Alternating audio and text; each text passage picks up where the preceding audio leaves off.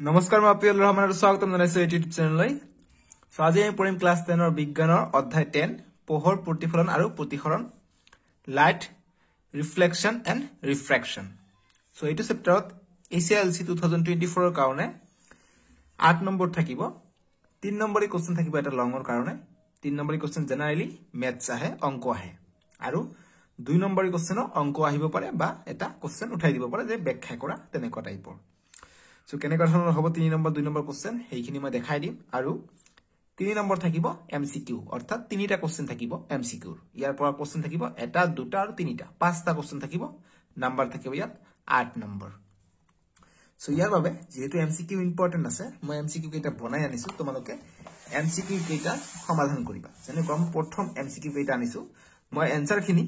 MCQ যি কেইটা answer আছে এনসাৰ খিনি মই অকমান পিছতে দি দিম। আগত মই কোৱেশ্চন খিনি ডিসকাস কৰি তোমালোকে চ্যাপ্টাৰ 10 টো যে পঢ়িছা এইবিলাক তোমালোকে পঢ়িছা নে নাই। যেনেকৈ মই লিখিছো ইয়াত চ্যাপ্টাৰ 10 ACLC 2023 কোৱেশ্চন নম্বৰ 1 টো দিছো যে অবতল দাপন এখনত লক্ষ্য বস্তু অসীমত প্ৰতিবিম্বৰ স্থান ফোকাসত হলে প্ৰতিবিম্বৰ আকাৰ আৰু প্ৰকৃতি কি হ'ব। সো আমাক অপচন দিয়া আছে কোৱেশ্চনটো তোমালোকে বহি লিখি লোৱা প্ৰথমত। অপচনটো দিয়া আছে অপচন এ যে অতি সংকুচিত আৰু হট ওলোটা। বি নম্বৰ অপচন দিছে বিবৰ্ধিত আৰু হট থিয় অৰ্থাৎ হট আৰু থিয় বিলাক হৈছে প্ৰতিবিম্বৰ আকৃতি। ঠিক আছে সৰি প্ৰকৃতি। তাৰপিছত সংকুচিত এটো হৈছে প্ৰতিবিম্বৰ আকাৰ আৰু অহট ওলোটা হৈছে ইয়াৰ প্ৰকৃতি। আৰু ডি নম্বৰ দিছে যে একে আকাৰৰ আৰু হট ওলোটা। সো ইয়াৰ কোনটো অপচন শুদ্ধ হয় তোমালোকে মোক কমেন্ট বক্সত জনাবা যে স্যাৰ কোৱেশ্চন নম্বৰ 1 ৰ অপচন বি শুদ্ধ অপচন সি শুদ্ধ বা অপচন এ শুদ্ধ অপচন ডি শুদ্ধ কোনটো শুদ্ধ তোমালোকে মোক কমেন্ট বক্সত জনাবা। মই অকমান পিছতে তোমালোকক এইটোৰ এনসাৰ দি আছো। আগত কোৱেশ্চন কেইটা আমি ডিসকাস কৰি লওঁ তাৰ পিছত এনসাৰ খিনি দি দিম। তাৰ পিছৰ প্ৰশ্ন আনিছো 2 নম্বৰ প্ৰশ্নটো যে কোৱেশ্চন নম্বৰ 2 যে লক্ষ্য বস্তুৰ অৱস্থান অসীম দূৰত্বত প্ৰতিবিম্বৰ আকাৰ অতিশয় সংকুচিত অহট আৰু থিয় তলৰ কোনটো দাপনৰ ক্ষেত্ৰত হ'ব পাৰে। আমাক অপচন দিছে যে অবতল দাপন নে উত্তল দাপন নে সমতল দাপন নে এনেকুৱা প্ৰতিবিম্ব গঠন কৰা দাপন নাই। আমাক কৈছে কি যে লক্ষ্য বস্তুৰ অৱস্থান অসীম দূৰত্বত প্ৰতিবিম্বৰ আকাৰ কি হয় অতিশয় সংকুচিত হয় অৰ্থাৎ বিন্দু আকাৰৰ হয়। তাৰ পিছত যি প্ৰতিবিম্ব আছে তাৰ যে আকাৰ আছে আকাৰ আকৃতি আৰু প্ৰকৃতি এটো আকাৰটো হৈছে অতিশয় সংকুচিত অৰ্থাৎ বিন্দু আকাৰৰ আৰু প্ৰকৃতিটো হৈছে অহট আৰু থিয় তলৰ কোনটো দাপনৰ ক্ষেত্ৰত এনেকুৱা ধৰণৰ প্ৰতিবিম্ব গঠন হয়। সো অপচন এ বি সি দি আছে তোমালোকে কোনটো হ'ব মোক কমেন্ট বক্সত জনাবা যে স্যার অপচন সি হৈ যাব ৰাইট আনসাৰ কোৱেশ্চন নম্বৰ 2 বা অপচন বি হৈ যাব ৰাইট আনসাৰ সিটো হৈ যাব ৰাইট আনসাৰ তোমালোকে মোক কমেন্ট বক্সত জনাবা। মই আনসাৰ দি দিম অকমান পিছতে। তাৰ পিছত প্ৰশ্ন দি আছে তোমালোকক নেক্সট প্ৰশ্ন কোৱেশ্চন নম্বৰ 3 যে হীৰাৰ প্ৰতিসৰাংক কিমান। সো অপচন এ দি আছে 1.000139 অপচন বি দি আছে 2.42 অপচন সি দি আছে 1.52 আৰু অপচন ডি দি আছে প্ৰতিসৰাংক নাই। সো কোনটো হৈ যাব হীৰাৰ প্ৰতিসৰাংক তোমালোকে তাত টিক দিবা অপচন বি নে অপচন ডি কোনটো হয় তোমালোকে ৰাইট চিন দিবা তাতে লিখি লোৱা।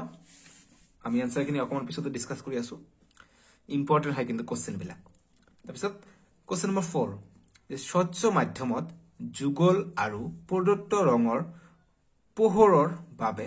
আপতন কোণৰ সাইন প্ৰদত্তৰ কথাটো মই অকমান পিছত বুজাই আছো। আপতন কোণৰ সাইন আৰু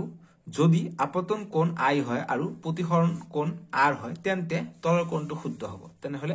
sign I by sine I ধ্ৰুৱক নে sine I by cos r ধ্ৰুৱক নে sine I by sine r ধ্ৰুৱক নে D number sine r by sine I by ধ্ৰুৱক কোনটো হয় তোমালোকে মোক কমেন্ট বক্সত জনাবা। যদি আমি এনসাৰ লৈ যাওঁ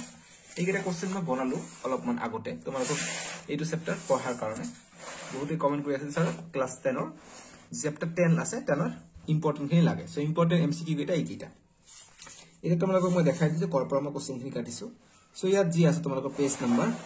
164 ওপৰত দিয়া আছে না এটা টেবিল দিয়া আছে। এই টেবিল বিলাক এইটো চেপ্টাৰত খুব ইম্পৰ্টেন্ট টেবিলৰ পৰা প্ৰশ্ন কাটা হয় যে লক্ষ্য বস্তুৰ বিভিন্ন স্থানৰ বাবে অবতল দাপন এখনৰ প্ৰতিবিম্ব গঠন। সো মই কি দিছো যে লক্ষ্য বস্তুৰ স্থান কি দিছিলো অসীমত দিছিলো মই যদি 1 নম্বৰ প্ৰশ্নটো মই তোমালোকক বাবে ওলাই লওঁ 1 নম্বৰ প্ৰশ্নটো দিছি মই অবতল দাপনৰ বাবে অবতল দাপনৰ এখনত লক্ষ্য বস্তু কি কৈছে অসীমত কৈছে গতিকে লক্ষ্য বস্তু কি অসীমত এইটো তাৰ পিছত প্ৰতিবিম্বৰ স্থান ফোকাসত গতিকে প্ৰতিবিম্বৰ স্থান ফোকাসত হলে প্ৰতিবিম্বৰ আকাৰ আৰু প্ৰকৃতি কি হ'ব গতিকে আকাৰ আৰু প্ৰকৃতি কি হয় অতি সংকুচিত আৰু হত আৰু ওলোটা হয় গতিকে অপচন কোনটো হৈ যাব आंसर এ হৈ যাব ৰাইট आंसर অতি সংকুচিত আৰু হত ওলোটা ঠিক আছে 1 নম্বৰ প্ৰশ্নৰ উত্তৰটো হৈ যাব এইটো সো ইয়াৰ পৰা কোশ্চেন আহে এনেকুৱা ধৰণৰ এমসিকিউ কাটিব গতিকে তোমালোকে জানিব লাগিব যদি অবতল দাপনৰ ক্ষেত্ৰত লক্ষ্য বস্তুৰ স্থান যদি ফোকাসত হয় তেনেহলে প্ৰতিবিম্বৰ আকাৰ আৰু আকৃতি কেনেকৈ হ'ব অতি বিবৰ্ধিত হ'ব হত আৰু ওলোটা হ'ব অবতল দাপনত যি প্ৰতিবিম্বৰ প্ৰকৃতি আছে এই প্ৰতিবিম্বৰ প্ৰকৃতিৰ সববিলাকতে চোৱা তোমালোকে হত আৰু ওলোটা অকল এটা ক্ষেত্ৰতে অহত থিয় হয় আৰু এইটোৱে ইম্পৰ্টেন্ট হৈ যায় যে যদি পোল আৰু ফোকাসৰ মাজত থাকে লক্ষ্য বস্তু তেনেহলে প্ৰতিবিম্ব স্থান দাপনৰ পিছফালে হয় এইটো ইমান ইম্পৰ্টেন্ট নহয় কিন্তু এই দুটা ইম্পৰ্টেন্ট যে প্ৰতিবিম্বৰ আকাৰ কি হয় বিবৰ্ধিত হয় আৰু প্ৰতিবিম্বৰ প্ৰকৃতি কি হৈ যায় অহত আৰু থিয় হৈ যায় ঠিক আছে তাৰপিছত আমি নেক্সট চাবলৈ গলে এটি এমসিকিউ কাৰণে তাৰপিছত পেজ নম্বৰ দিয়া আছে 167 দিয়া আছে 167 দিয়া আছে এইটো এটা ইম্পৰ্টেন্ট টেবিল হয় এইটো টেবিল পঢ়িবা যে লক্ষ্য বস্তু দিব পাৰে যে উত্তল দাপনৰ ক্ষেত্ৰত প্ৰতিবিম্বৰ আকাৰ অতিশয় সংকুচিত বিন্দু আকাৰৰ প্ৰতিবিম্বৰ প্ৰকৃতি অহত আৰু থিয় যে লক্ষ্য বস্তুৰ অৱস্থান কত হ'ব গতিকে লক্ষ্য বস্তুৰ অৱস্থান হ'ব অসীম দূৰত্বত বা দিব পাৰে যে প্ৰতিবিম্বৰ অৱস্থান কত হ'ব প্ৰতিবিম্বৰ অৱস্থান হ'ব কি ফোকাসত দাপনৰ পিছফালে ফোকাসত ঠিক আছে বুজি পালো আমি তাৰপিছত নেক্সট আমি চাবলৈ যাওঁ ইয়াত বিবৰ্ধনৰ পৰা নাহে আছেন ইয়াত দিয়া আছে 175 পেজত দিয়া আছে ওপৰত আছে মই দিছো কি হীৰাৰ প্ৰতিসৰাংক কিমান গতিকে হীৰাৰ প্ৰতিসৰাংক কিমান আছে 2.42 তোমালোকে টিক কৰি দিবা তাৰ লগতে মই S2 ৰ মই হেৰি দিছো প্ৰতিসৰাংক দিছো আৰু অক্সিজেনৰ মই হেৰি দিছো প্ৰতিসৰাংকৰ মানটো দি দিছো কাৰণ এই দুটা ইম্পৰ্টেন্ট তাৰপিছত আমি চাবলৈ গলে ইয়াত এটা টেবিল আছে পেজ নম্বৰ 179 ত এটা টেবিল আছে এইটো টেবিল এইটো কি অবতল লেন্সৰ ক্ষেত্ৰত এইটো টেবিল ইম্পৰ্টেন্ট কত প্ৰতিবিম্ব থাকিলে আকাৰ কি হয় প্ৰতিবিম্বৰ প্ৰকৃতি কি হয় লক্ষ্য বস্তু কত থাকিলে এনেকুৱা ধৰণৰ প্ৰশ্ন বুজি পালো তাৰপিছত চোৱা নেক্সট আমি sin i by sin r to কত গল তোমালোকক দেখাই দিম এইটো মই